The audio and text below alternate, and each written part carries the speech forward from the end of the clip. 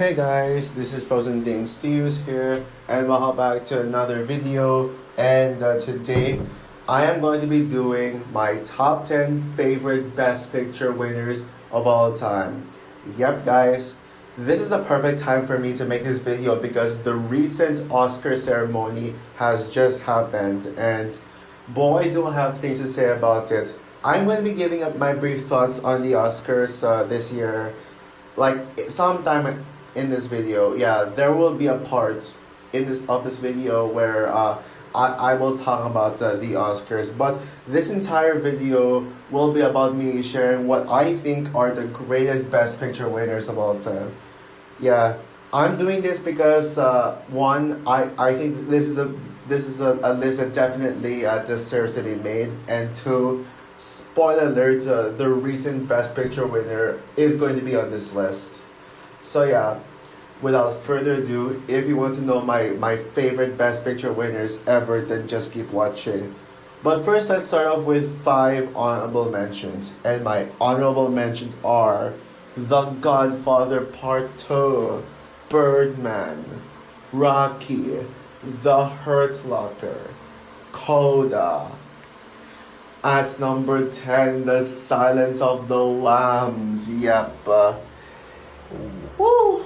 Yep, the first quote-unquote horror movie to win Best Picture. But it's not really a horror movie, but I know it's been categorized as a horror and said to be the one horror movie to win Best Picture at the Oscars. Yeah, I know a certain friend of mine hates this movie because it won over the animated movie that got nominated, Beauty and the Beast. Yeah, I know it sucks that animated films don't win Best Picture. I mean, if Beauty and the Beast won Best Picture, it would certainly be on this list too. I would agree that Beauty and the Beast is the best film on the Best Picture nominees, but Silence of the Lambs is, I mean, I can't deny Silence of the Lambs winning. At least it wasn't just a straight drama that won Best Picture, or an artsy movie that won Best Picture. This is one of those Best Picture winning blockbusters that actually just feels different from other Best Picture winners, and that's the kind of Best Picture winners I want. Like some movies that like diverse Best Picture winners, not just the same genre, not just just pure dramas. I mean, this is the Best Picture winner I want, and man, this movie is just so captivating. And yes, even though I knew that this wasn't going to be really going to be a horror movie, it still really got under my skin throughout. And man, I was so immersed and so hooked with this film. You got scenes like you had so much suspenseful scenes. Yet you get also a few action scenes in here. You got some brutal scenes like Hannibal Lecter escaping prison, which is my personal favorite scene in the film.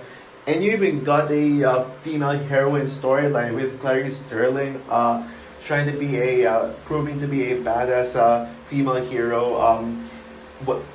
When she's like underestimated because she's around men. In some ways, this actually kind of reminds me of Zootopia, like with Judy Hopps being around bigger and buffer policemen. Yeah, and she doesn't seem to be so fitted. Yeah, that's kind of like what it is with Clarice in this one. And yeah, hot take, but I don't think Hannibal Lecter is a standout. Jodie Foster Clarice is the true standout. This is her movie, but Hannibal Lecter, you can't deny how amazing he is. Best Anthony Hopkins performance. Yeah, I don't know why I said The Father was his best performance. This is truly Anthony Hopkins' best performance. And man, the final battle really got under my skin. That climax, man. Yeah, this is such a simple movie. It's not trying to be pretentious. It's not trying to be artsy. It's just a good old fun, suspenseful thriller. Yeah. At number 9, Schindler's List. Yeah, I hate to put Schindler's List so low on the list because this is a Spielberg movie. Spielberg's only movie to win Best Picture, but man, this movie was so powerful. This is one of Spielberg's best films. I don't think this is Spielberg's. This is not my favorite Spielberg movie. I do think there are better Spielberg movies. Yeah, everyone knows that West Side Story is my favorite Spielberg movie, and that ain't changing. And and then you also got films like the two Indiana Jones movies. You know what which ones I'm referring to. And you also got Saving Private Ryan, Jaws. I prefer Schindler's List over Jaws. Actually, I also prefer this over E.T. There's another one. Oh yeah, and Jurassic Park. And yes, Jurassic Park to me is the better Spielberg film to come out in 2023, but no, in 1993, my bad. But the fact that Spielberg had both Jurassic Park and Schindler's List come out the same year, just wow. I mean, this is seriously one the darkest, most haunting, and hardest to watch movies ever made because of how realistic this is. This movie depicts the Holocaust of World War II, and it so realistically depicts these people suffering, and so much so that it really makes you tear up because of how you feel bad for these people. And what makes this truly emotional is just the Oscar Schindler. Oscar Schindler's, his line deliveries. I'm sure you know what they are. Accompanied by this harrowing score. Man, this is definitely Liam Neeson's best performance. And this is certainly his best movie. I don't think this is his best movie. For the longest time, Batman Begins was my favorite movie starring Liam Neeson, but now it's this one. And yeah, I mean, this is certainly one of the most historically accurate movies ever, history movies ever. Yeah, this is just a perfect history lesson. And the 3 hours and 15 minutes movie really flew by. And I also love the dark tone. So yeah, such a masterpiece. But there are better Best Picture winners in my opinion. Maybe objectively it will be higher, but yeah, that's just me. At number 8, Forrest Gump.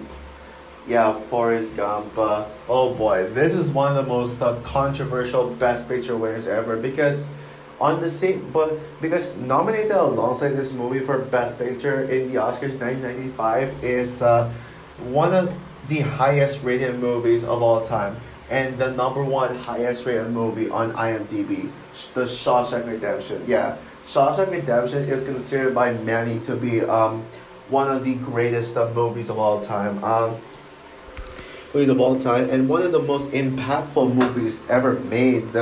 And yeah, and as much as I love Shawshank Redemption, I think Forrest Gump deserves the win. Yeah, that's actually why people hated Forrest Gump winning Best Picture because despite Shawshank Redemption being quote unquote objectively the better movie, they also decided to go for the popular movie, the blockbuster. And Forrest Gump's popularity made people hate this movie because of how quote unquote too popular it is. Well, I gotta say, screw those haters. Forrest Gump deserves all the awards in the world. It is just a masterful movie.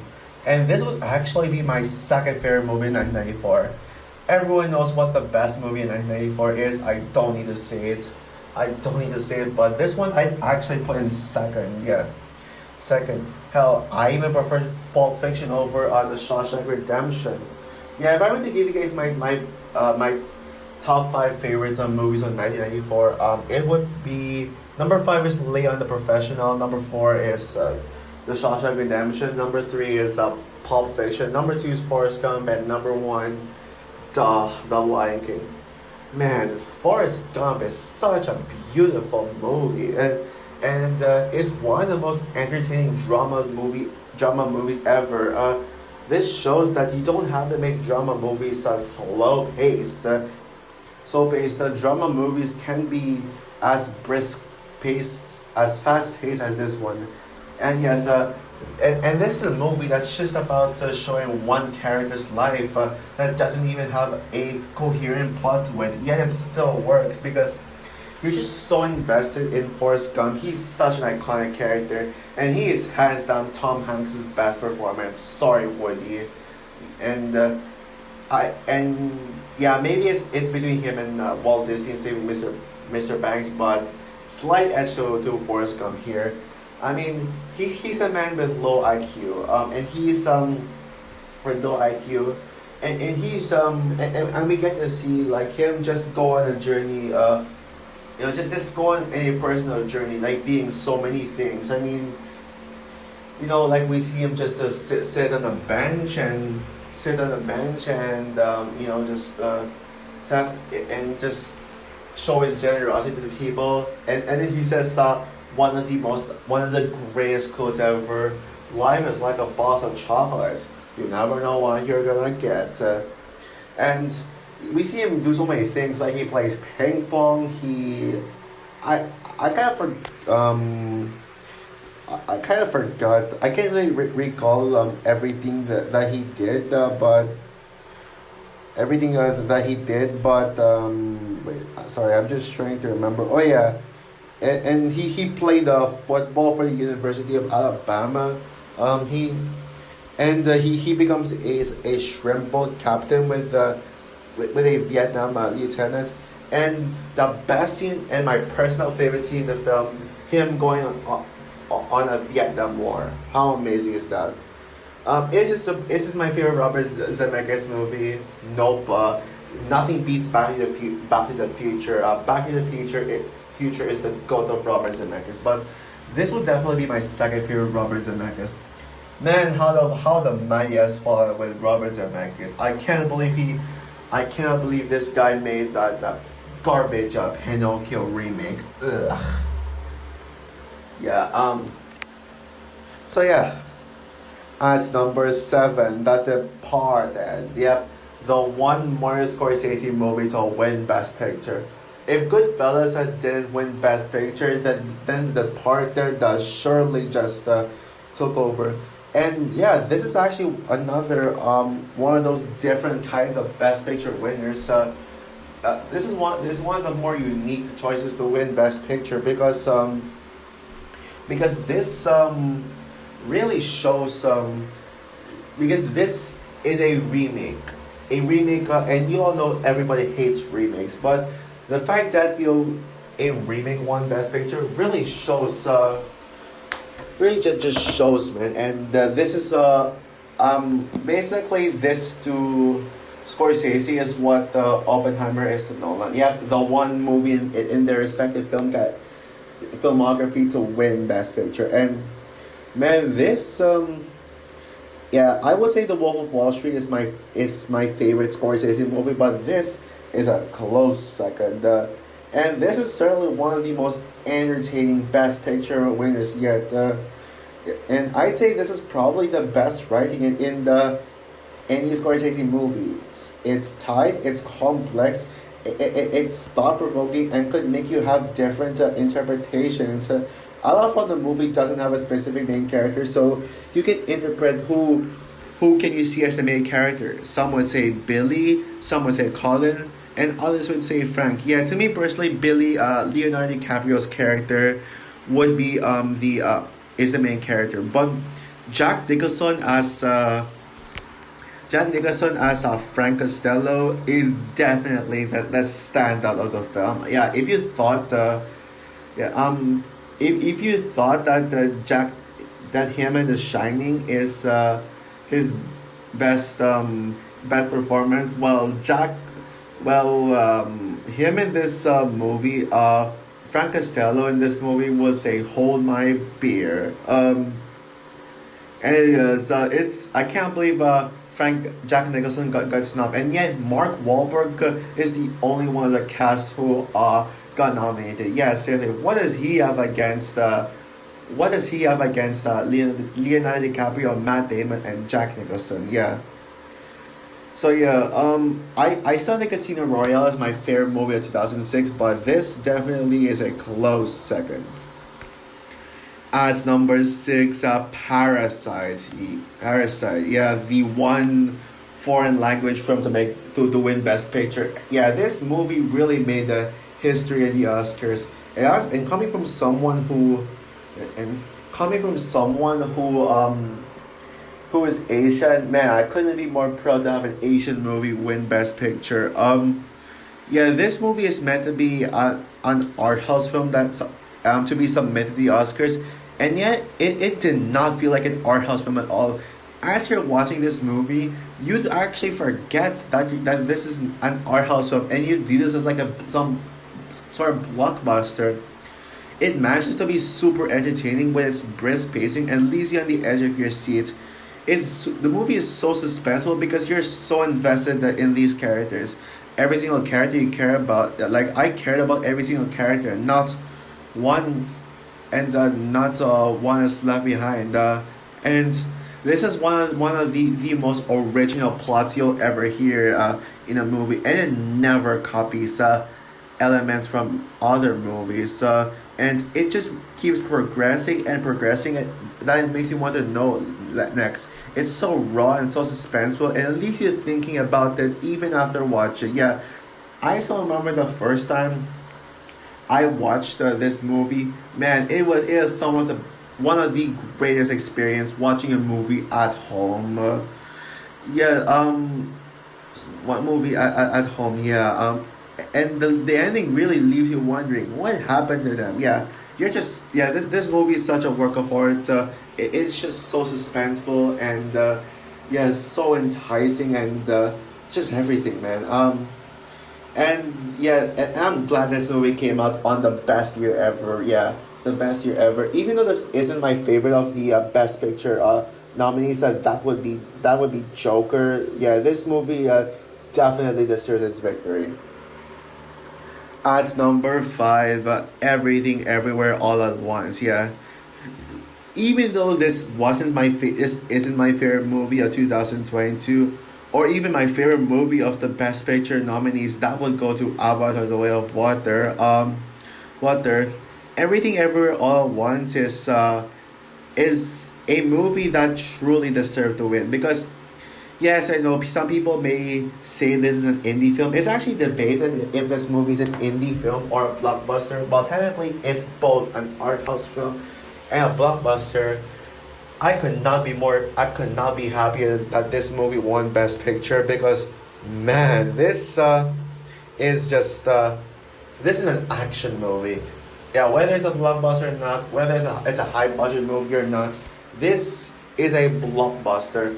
No, this is an action movie, and everyone knows that action will always be my favorite genre. So the fact that this movie won Best Picture, just really blew me away, and it made me so happy because you could have either had The Fabelmans or Banshees win Best Picture. Yeah, the Oscars.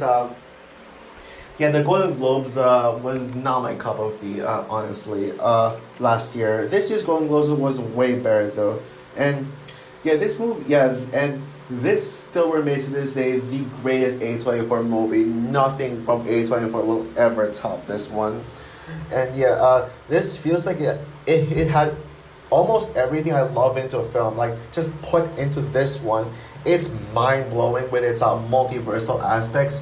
It's paced and structured like an MCU movie, despite it being an indie film with really deep philosophical themes. Yeah, it's action packed. It's filled with almost non-stop action. Yeah, the action just feels so non-stop. It's it's just so entertaining without a single boring scene. It's funny, it's emotional, and yes, guys, I cried in this movie. And it's got strong female leads, with Michelle Yeoh, and also Ki Hui Kwan as well. Although I will say that, yeah, I still cannot get over the fact that Stephanie Hsu did not win Best Supporting Actress. Like, if Michelle Yeoh and Ki Hui Kwan won Best Actress and Actor, Stephanie Hsu should win too. I mean, Jamie Lee Curtis was honestly the weakest aspect of the film, so yeah, that was just BS right there. Stephanie Hsu was the standout of the film, and I mean the freaking standout of the film. Of the film. So yeah, man, I think I should rewatch this film again. Well, there's a new A24 action movie coming called Civil War, perfect time for me to rewatch everything ever all at once leading up to it. Well, maybe. We'll see. So yeah. At number 4, the most recent, the Best Picture winner, Oppenheimer. So yeah, this will be the part where I will talk about the Oscars, this year's Oscars. I will give my brief thoughts. So yeah, because you already know how I feel about Oppenheimer. And I just talked about this movie recently on my ranking of all Best Picture nominees. So yeah. Yeah. I gotta say about this year's Oscars, this is one of the best Oscars. In terms of what won and all that stuff, I still think last year's Oscars was better in my opinion, even though this year had a better Best Picture winner. But Best Picture winner, but when it comes to the ceremony itself, the way it was the way the ceremony was handled, this might be the best Oscars yet, based on its ceremony and presentations. Because man, this Oscar just, I mean, every single Oscars here will just will just do something cringe, something stupid, something that will piss people off. But this year, yeah, maybe Jimmy Kimmel's intro was a little bit too long.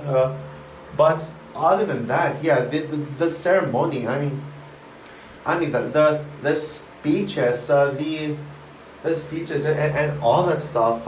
And yeah, I mean, I just love the way this was presented. I don't have much words to say about it, but yeah, this year's Oscars was something truly special because most of the wins actually I actually agree with. There was nothing nothing upsetting about it. Yeah, huge congrats to this movie in particular for winning Best Picture and 7 awards in total. Finally, a big budget, a blockbuster that made so much money at the box office. Won Best Picture. In fact, this is the second highest grossing Best Picture winner, second only to Titanic. Oh, and technically third, the Titanic and Return of the King. And yeah, finally, it's about time. We need more movies like this to win. Seriously. And yeah, this movie just keeps growing on me the more I rewatch it. Huge congrats to Poor Things for 4 awards. Huge congrats to Godzilla -1 for winning Best Visual Effects. Hell freaking yes. And as for my thoughts on The Boy, the Heron being Spider-Verse, I know that sparked a lot of controversy, but I'm actually perfectly okay with it because I'm passionate about Studio Ghibli and Hayao Miyazaki. So yeah, even though I love Spider-Verse, well, I gotta acknowledge Hayao Miyazaki. And speaking of that, yeah, I said to myself, and I told some of my friends, if some of my online friends, if The Boy and the Heron wins Best Anime Feature at the Oscars, I am going to make some new Ghibli content on my channel. And yes, guys, I'm actually going to make Studio Ghibli content. I am going to be reviewing a certain Studio Ghibli movie. What is it? You'll see, I'll surprise you, but I will just say, I'll give a hint. It's not a Hayao Miyazaki movie. That's the only hint I'll give it. Huge congrats to Barbie for What Was I Made For winning Best Original Song, even though that's the only Barbie song that won. And it's not even the best Barbie song. That goes to Just Can, well-deserved win. And speaking of Just Can, the performance of that the Just Can performance is the best performance since Idina Menzel's performance, Into the Unknown performance back in the Oscars 2020. But the biggest highlight of the win of the awards and my favorite Oscar win for this year has to be Christopher Nolan winning Best Director. Finally, it's about time. I do wish that Inception won Best Picture first before this, because Inception is I do think Inception is better than this. But man, finally the Oscars finally gave Christopher Nolan an award for Best Director. Yeah, ever since I saw Oppenheimer for the first time, I knew this was going to be the movie that would give Nolan his the recognition he should have gotten a long time ago. I even rewatched my Out of the Theater reaction for this film, yeah, back in July, and even in that video, I said that this should be the movie that will finally give Nolan his Oscar recognition, and no, and the Nolan fans' dream came true. Yep, guys. So yeah, I remember like when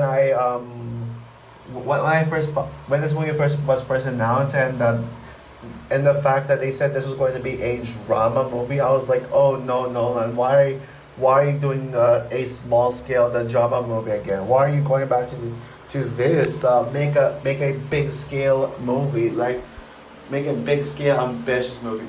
But never would I realize that this would change the course of drama movies.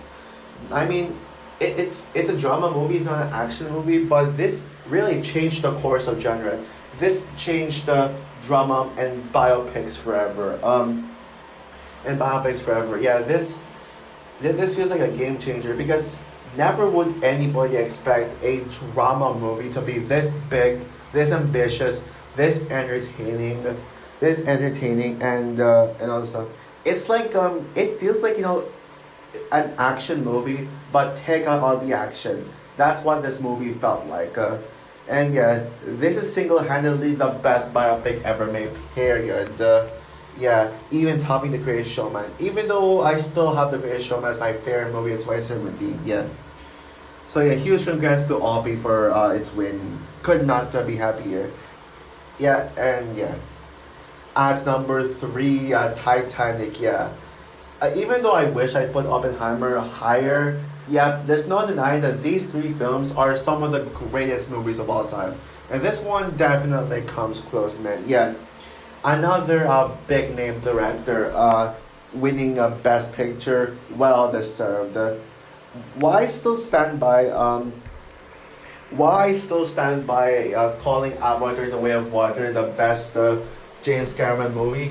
This one actually comes close, and this is second. And even though the first Avatar may be the highest grossing movie of all time, but Titanic is certainly the most successful movie from James Cameron. Why? Because this is the first movie in history to cross $2 billion at the box office, and it won 11 Oscars, including Best Picture. One of the most wins in any Oscars. Period. And yeah. Man, like, what can I say that hasn't been said about this iconic masterpiece? Yeah, this movie just gets better the more I think about it. I originally said Terminator 2 and was better than this, but no, I take that back. This is better. Yeah. Jack and Rose are one of the greatest fictional couples, top 5 easily. I mean, their romantic chemistry in the first half of the movie is just so beautiful. So beautiful and just so heartwarming. And the visuals look super realistic. It looks so real. It's hard to believe that there is actually visual effects in this. Yeah, the production design, one of the absolute greatest production design I've ever seen, especially with how they built the Titanic. Yet, the movie flies by so fast. It never gets boring. It never gets pretentious. It really like gets you hooked from start to finish, and there's a reason why everybody, even non-cinephiles, like this. I mean, shows fan forever, like a user with one of the absolute worst tastes in movies ever, put this in her top 10 favorite movies of all time. You know it's that good if even someone with a horrible taste in movies would have this in the top 10 favorite movies of all time list. But the final 90 minutes with the ship sinking is the true highlight of the film. That's what we came here for. Just seeing the intensity, the edge of your seat, the quote unquote action, well, the disaster thingy, I guess. And the ending really hits me with the feels. Yeah, this actually makes me, talking about this just makes me want to go back to makes me want to revisit this film, and I certainly will revisit this film. Revisit this film. So yeah. At number two, The Godfather. Yeah, I know you guys are probably shocked that now I put The Godfather this high it because it would have been lower in the list, believe it or not. So yeah, don't get me wrong. I still love The Godfather, and I still cherish the Go- the Godfather and this Godfather. But I never really seen this as being one of my favorite movies of all time. Even though this was in my top 10 favorite movies, top 100 favorite movies of all time list, yeah, I never really saw this being like up there. But yeah, back in January, I know, yes, I did not talk about this at all on YouTube, but if you're an Instagram follower of mine, you all know I went to New York back in January, and and one of the movies I rewatched on the plane is The Godfather. And I know I wish I reviewed this movie in Letterboxd, but I just didn't. I didn't have the time to for reasons. Cause when I landed, I landed in Hong Kong and I had to take a connecting flight back. Yeah, this was actually the last movie I saw on the flight before landing in Hong Kong, coming from New York, and then I went to, and my flight back to the Philippines. I watched another movie and I reviewed that specific movie. Oh yeah, but man, like I was so immersed in The Godfather throughout the with all the other movies that I rewatched in the plane, like Gran Turismo, The Equalizer 3, you know those movies. Yeah, Creator. Yeah, I actually kind of fell asleep with those movies. Yeah, not because I don't think they got, not because I don't like them, but because I was just sleepy throughout the flight. The Godfather kept me awake. Yeah, watching this movie was actually what woke me up, what got me to wake up. But because man, because of how hooked I was with this film, I thought I was gonna fall asleep with this movie just playing on randomly playing on my TV. But no, I was so hooked. This is without question the best drama movie ever made. Period. Drama's not even one of my favorite genres, and yet I mean now I'm actually starting to appreciate dramas even more now. Even though I've been a film buff for a long time, I'll admit that dramas have never really hooked me. They weren't really my. It took me a while to get used to slow burn movies, but I really, the fact that I view The Godfather as one of the best movies of all time, it just really shows how captivating of a drama this really is. It's a 3 hour movie, and this movie really flies by because I'm just so immersed though with this film. This is one of the most perfect, well written films with some of the greatest character studies I've ever seen, from Vito Corleone and the Corleone family. Even though it's a plot oriented movie with the even though it's a plot oriented movie with every single scene being plot, it's the character development and the character study that really makes this movie what it truly is. What it truly is. And this is some of the most iconic character. This is some of the most iconic quotes ever put to film. Period. With "I wanna make him an offer he can't refuse." And my personal favorite quote in the film: "Look how they massacred my boy." Yeah, one of the best memes in meme history. Yeah, when a movie like this is memed, you know it's good. Yeah, but it sucks that no one talks about. There are some actors that no one talks about this. Talks about Yeah, sure, you got some of the most iconic performances in film history, Al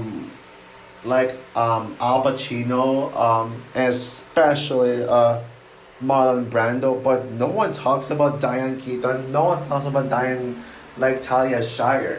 They deserve to be talked about more. And also Simonetta Semenya, Apollonia, the character in the character in Sicily. Yeah, Apollonia is my Godfather crush. Not gonna lie, not gonna lie. And then the cinematography is so impressive as well. Like one of the best cinematographies This is one of the greatest scores ever put to film. Here, yeah, especially with the dun dun dun. Sorry, I can't imitate the score. Sorry, my bad. Yeah, but and it is so entertaining.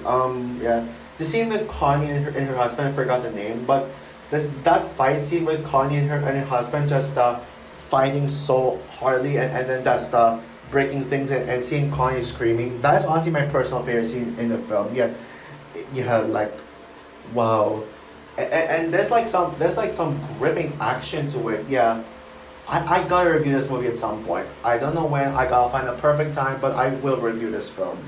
Yeah, I'm actually planning to make a redo top 10 favorite movies of all time list, maybe for my next birthday, and yeah, and I actually might put this in my top 10 favorite movies of all time list. It's not yet in my top 10 favorite movies of all time list, but it's actually coming close. I'm planning to rewatch this movie again at some point to see if it's going to be in my top 10 favorite movies of all time list. But one thing's for sure, this is one of the most perfect and well made movies ever made. But there's a reason why it's not number one, because my number one favorite Best Picture winner is The Lord of the Rings, The Return of the King. There was no question about that. Ever since, like, even the second you clicked on this video, you knew that I was going to put this one at number one. No matter how good The Godfather is or Titanic is, no movie, no Best Picture winner comes close to The Lord of the Rings, The Return of the King. This is a clean sweep right here. Yeah, just like what Steven Spielberg said when he announced The Lord of the Rings, Return of the King is the Best Picture winner. It's a clean sweep. Yeah, yeah, one of the most memorable lines in Oscar history. And there's a reason why this is the greatest Best Picture winner.